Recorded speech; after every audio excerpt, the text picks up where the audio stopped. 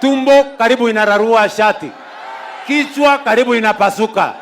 Mimi nawaambia tafadhali, endeni kwa gym, punguza ratili yenu, punguza chakula. Mimi sikuli kwa bibi yako.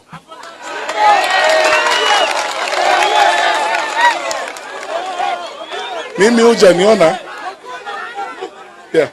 hujaniona nikienda kutafuta chakula kwa bibi yako ama kwa watu wako. Guys, you know Matiang'i, right? So this man has never been the type to come online and start insulting people. Never. Matiang'i is the kind to, be serious, composed, and the kind of person who talks policy and keeps it professional. But today, Ruto has dragged his name in the mud. Jana nilisikia wale majamaa atu wanasema, si unaona Ruto? Unaona vile amekonda? Sasa mimi niwaulize, Kakamega hoye. Sasa mimi ni mtu niko na akili, najua wakati wa kupunguza ndio niweze kuconcentrate, najua vile ya kwenda gym, najua vile ya kupunguza chakula. Sasa mimi nataka niwaulize, mkiona wale majamaa, si waende wajiangalie kwa kioo? Wale majamaa waende wajiangalie kwa kioo. Tumbo karibu inararua shati, kichwa karibu inapasuka. Mimi nawaambia tafadhali, endeni kwa gym, punguza ratili yenu, punguza chakula. Munalala kwa mkutano mchana kiholela, hata hewa munaharibu. Please, wacheni hiyo upuzi. Wale watu ni wapuzi, si wapuzi. Ni mafala, si mafala. Tunaelewana my friends? Si wale watu waende kwa gym kidogo, wapunguze hiyo ratili mingi. Kichwa karibu inapasuka, tumbo karibu inapasuka kwa sababu ya kukula bila ya kupima. Ama namna gani? Mtu analala kwa mkutano 3/4, mtu ambaye ataendesha Kenya. Ataamuka saa ngapi ndio aendeshe Kenya? Na unajua nyinyi mnafikiri ya kwamba nawaingilia kwa bure. Mimi walisema jana, mimi niliwaambia si tuongee mambo ya maendeleo, wakasema hapana. So Matiang'i was in Narok opening Jubilee Party offices and he had this, and so he had to respond.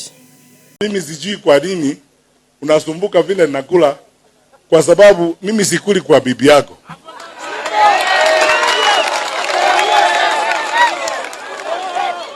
Mimi hujaniona nikienda kutafuta chakula kwa bibi yako ama kwa watu wako. Mimi nakula ndizi kule Kisii kwetu na ugali. Sasa kama hiyo ndio inakusumbua, mbona mimi sijakuja kukuuliza wewe mbona umekonda? Tuna heshima kubwa kwa uongozi wa nchi, na ile standard imewekwa na wale wameenda mbele. Mzee Moi mwenyewe, Mzee Mwai Kibaki, Uhuru Kenyatta. Hiyo ndio standard tunataka kwa hiyo ofisi ya rais. Lakini sasa unataka kuibua mjadala kuhusu kukula, ili tuanze sasa Kenya kusema ni nani amekula mashamba Narok. Unataka tuzungumzie kukula kweli? Tumbo lisilo shiba inajulikana Kenya hii. Sasa unataka tuende kwa huyo mjadala badala ya kuzungumzia shida ya Wakenya. Pesa imepotea ya SHA. Magazeti hata leo asubuhi bunasoma mambo ambayo iko huko. Wizi na uporaji wa pesa ya serikali. Unataka tuongee tufanye mjadala kuhusu kukula kweli? Niliwaambia, jameni, tafuteni sera, tafuteni agenda, tafuteni mpango, toeni maono, ndio tuweze kushindana. Wakasema ati wao hawataki maono, hawataki agenda, hawataki mpango, ati agenda yao ni mimi, William Ruto. Sasa kama munasema mimi ndio agenda yenu, karibuni, niko tayari. Tutapambana na nyinyi. 99% of the time nitafanyia kazi wa Kenya. 1% of the time nitadeal na nyinyi. Sijui kama tunaelewana jameni.